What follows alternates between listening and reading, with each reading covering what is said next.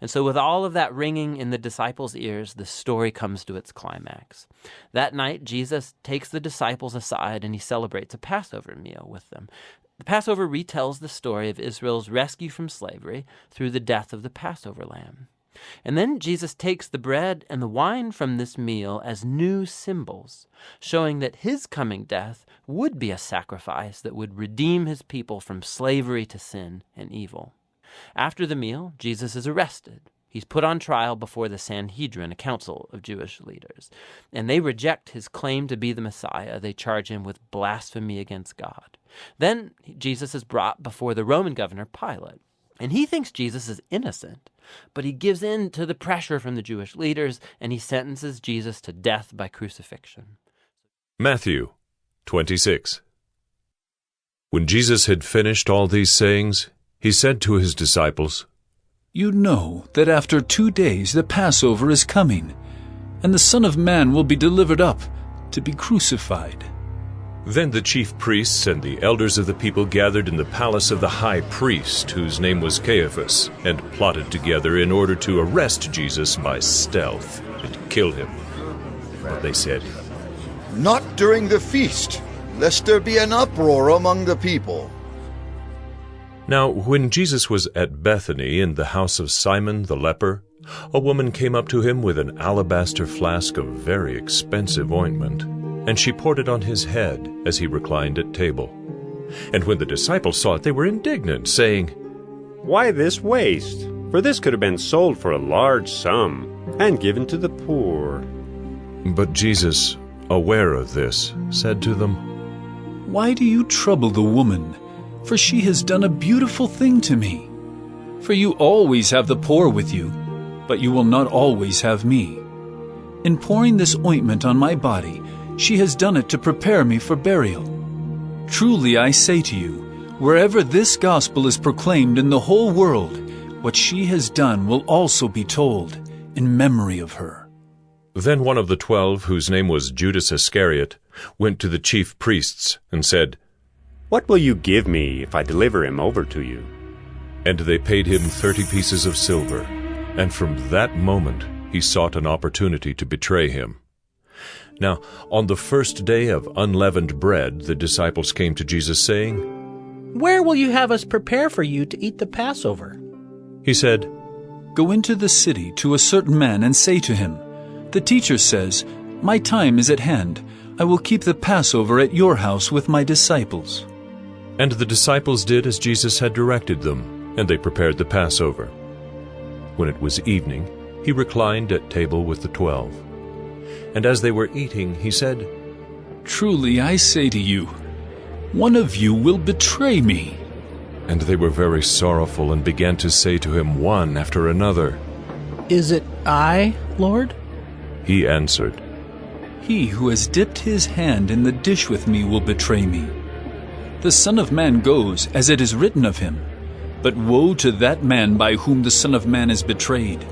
It would have been better for that man if he had not been born." Judas, who would betray him, answered, "Is it I, Rabbi?" He said to him, "You have said so."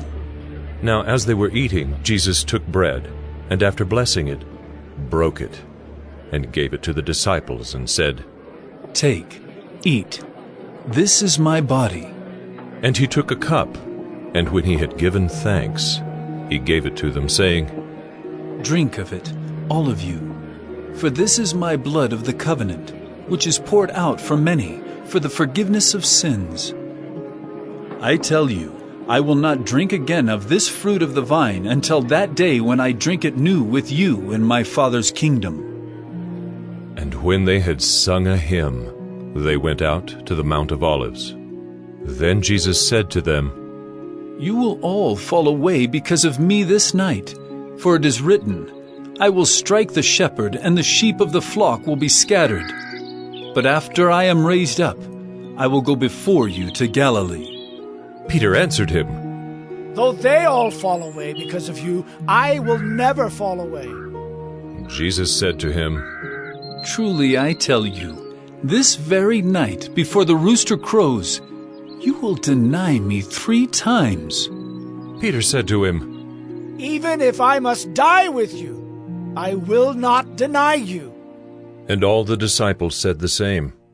Then Jesus went with them to a place called Gethsemane, and he said to his disciples, Sit here while I go over there and pray.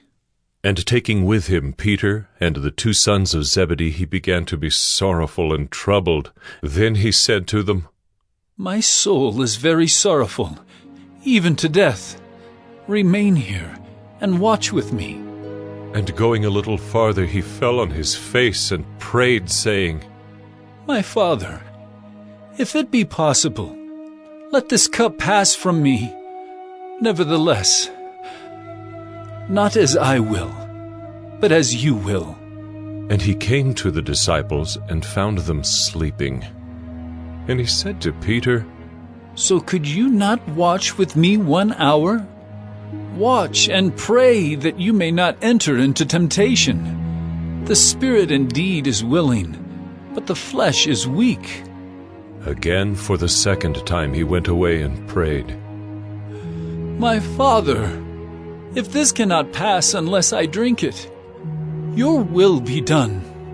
And again he came and found them sleeping, for their eyes were heavy. So, leaving them again, he went away and prayed for the 3rd time, saying the same words again. Then he came to the disciples and said to them, Sleep and take your rest later on. See, the hour is at hand, and the Son of Man is betrayed into the hands of sinners. Rise, let us be going. See, my betrayer is at hand. While he was still speaking, Judas came, one of the 12, and with him a great crowd with swords and clubs from the chief priests and the elders of the people. Now the betrayer had given them a sign, saying, The one who will kiss is the man. Seize him. And he came up to Jesus at once and said, Greetings, Rabbi. And he kissed him. Jesus said to him, Friend, do what you came to do. Then they came up and laid hands on Jesus and seized him. And behold, one of those who were with Jesus stretched out his hand and drew his sword and struck the servant of the high priest and cut off his ear. Then Jesus said to him, Put your sword back into its place, for all who take the sword will perish by the sword. Do you think that I cannot appeal to my Father, and he will at once send me more than 12 legions of angels? But how then should the Scriptures be fulfilled, that it must be so? At that hour Jesus said to the crowds, Have you come out as against a robber, with swords and clubs to capture me? Day after day I sat in the temple teaching, and you did not seize me. But all this has taken place that the Scriptures of the prophets might be fulfilled. Then all the disciples left him and fled. Then those who had seized Jesus led him to Caiaphas the high priest, where the scribes and the elders had gathered. And Peter was following him at a distance, as far as the courtyard of the high priest, and going inside he sat with the guards to see the end. Now the chief priests and the whole council were seeking false testimony against Jesus, that they might put him to death. But they found none, though many false witnesses came forward. At last 2 came forward and said, This man said, I am able to destroy the temple of God and to rebuild it in 3 days. And the high priest stood up and said, Have you no answer to make? What is it that these men testify against you? But Jesus remained silent. And the high priest said to him, I adjure you by the living God, tell us if you are the Christ, the Son of God. Jesus said to him, You have said so, but I tell you, from now on you will see the Son of Man seated at the right hand of power, and coming on the clouds of heaven. Then the high priest tore his robes and said, He has uttered blasphemy! What further witnesses do we need? You have now heard his blasphemy. What is your judgment? They answered, He deserves death! Then they spit in his face and struck him, and some slapped him, saying, Prophesy to us, you Christ. Who is it that struck you? Now Peter was sitting outside in the courtyard. And a servant girl came up to him and said, You also were with Jesus the Galilean. But he denied it before them all, saying, I do not know what you mean. And when he went out to the entrance, another servant girl saw him, and she said to the bystanders, This man was with Jesus of Nazareth. And again he denied it, with an oath. I do not know the man. After a little while, the bystanders came up and said to Peter, Certainly you too are one of them, for your accent betrays you. Then he began to invoke a curse on himself and to swear. I do not know the man. And immediately the rooster crowed, and Peter remembered the saying of Jesus. Before the rooster crows, you will deny me 3 times. And he went out and wept bitterly. And it all leads up to the final night. Jesus has his last Passover meal with the disciples, a symbolic meal that told the story of Israel's liberation from slavery through the death of the Passover lamb. And Jesus takes these symbols and he gives them new meaning. They point to the liberation from sin and death that will happen through the death of the suffering servant Messiah. From here, the story rushes forward to Jesus' arrest, his trial before Israel's priests and the Roman governor Pilate. Mark 14. It was now 2 days before the Passover and the Feast of Unleavened Bread, and the chief priests and the scribes were seeking how to arrest him by stealth and kill him, for they said, Not during the feast, lest there be an uproar from the people.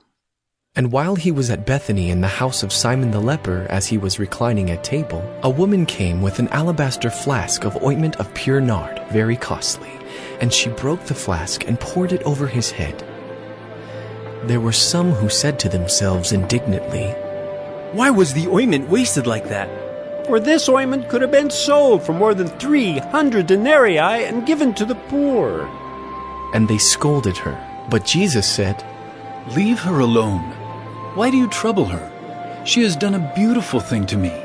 For you always have the poor with you, and whenever you want, you can do good for them. But you will not always have me. She has done what she could. She has anointed my body beforehand for burial.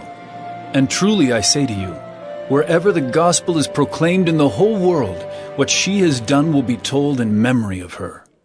Then Judas Iscariot, who was one of the 12, went to the chief priests in order to betray him to them. And when they heard it, they were glad and promised to give him money, and he sought an opportunity to betray him. And on the first day of unleavened bread, when they sacrificed the Passover lamb, his disciples said to him, Where will you have us go and prepare for you to eat the Passover? And he sent 2 of his disciples and said to them, Go into the city, and a man carrying a jar of water will meet you. Follow him, and wherever he enters, say to the master of the house, The teacher says, Where is my guest room, where I may eat the Passover with my disciples? And he will show you a large upper room, furnished and ready. There prepare for us. And the disciples set out and went to the city and found it just as he had told them, and they prepared the Passover. And when it was evening, he came with the 12. And as they were reclining at table and eating, Jesus said, Truly I say to you, one of you will betray me, one who is eating with me. They began to be sorrowful and to say to him one after another, Is it I? He said to them, It is one of the 12, one who is dipping bread into the dish with me. For the Son of Man goes, as it is written of him. But woe to that man by whom the Son of Man is betrayed. It would have been better for that man if he had not been born. And as they were eating, he took bread, and after blessing it, broke it and gave it to them, and said, Take, this is my body. And he took a cup, and when he had given thanks, he gave it to them, and they all drank of it. And he said to them, This is my blood of the covenant, which is poured out for many. Truly I say to you, I will not drink again of the fruit of the vine, until that day when I drink it new in the kingdom of God. And when they had sung a hymn, they went out to the Mount of Olives. And Jesus said to them, You will all fall away, for it is written, I will strike the shepherd, and the sheep will be scattered. But after I am raised up, I will go before you to Galilee. Peter said to him, Even though they all fall away, I will not. And Jesus said to him, Truly, I tell you, this very night before the rooster crows twice, you will deny me 3 times. But he said emphatically, If I must die with you, I will not deny you. And they all said the same. And they went to a place called Gethsemane, and he said to his disciples, Sit here while I pray. And he took with him Peter and James and John, and began to be greatly distressed and troubled. And he said to them, My soul is very sorrowful, even to death. Remain here and watch. And going a little farther, he fell on the ground and prayed that, if it were possible, the hour might pass from him. And he said, Abba, Father, all things are possible for you. Remove this cup from me. Yet not what I will, but what you will. And he came and found them sleeping. And he said to Peter, Simon, are you asleep? Could you not watch 1 hour? Watch and pray that you may not enter into temptation. The spirit indeed is willing, but the flesh is weak. And again he went away and prayed, saying the same words. And again he came and found them sleeping, for their eyes were very heavy, and they did not know what to answer him. And he came the 3rd time and said to them, Are you still sleeping and taking your rest? It is enough, the hour has come. The Son of Man is betrayed into the hands of sinners. Rise, let us be going. See, my betrayer is at hand.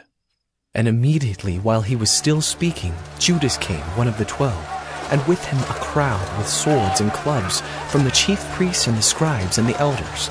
Now the betrayer had given them a sign, saying, The one I will kiss is the man. Seize him and lead him away under guard. And when he came, he went up to him at once and said, Rabbi. And he kissed him. And they laid hands on him and seized him.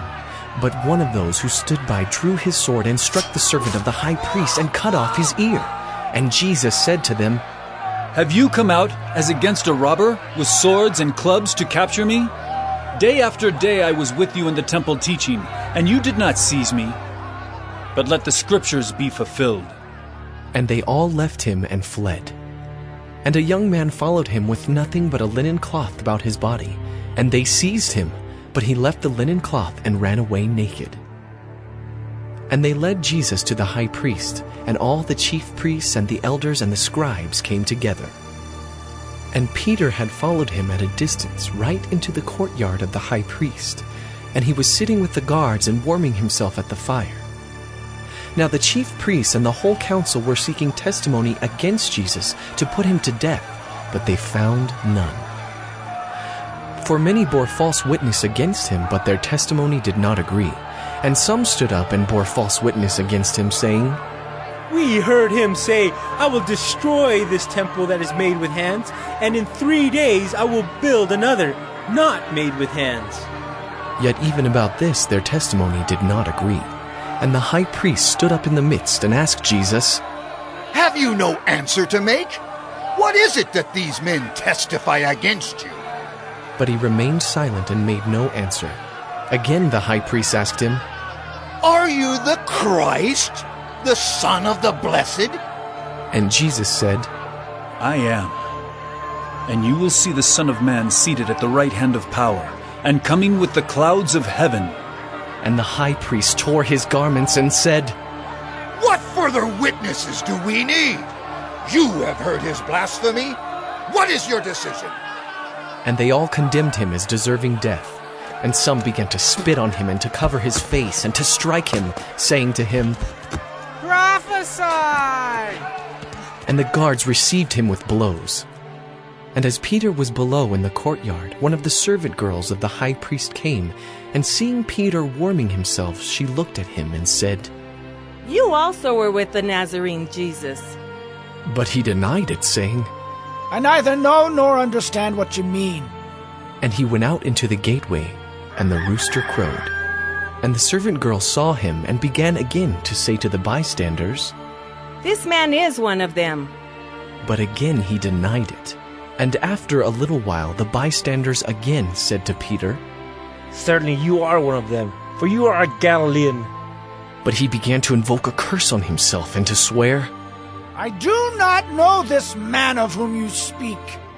And immediately the rooster crowed a second time, and Peter remembered how Jesus had said to him, Before the rooster crows twice, you will deny me 3 times. And he broke down and wept.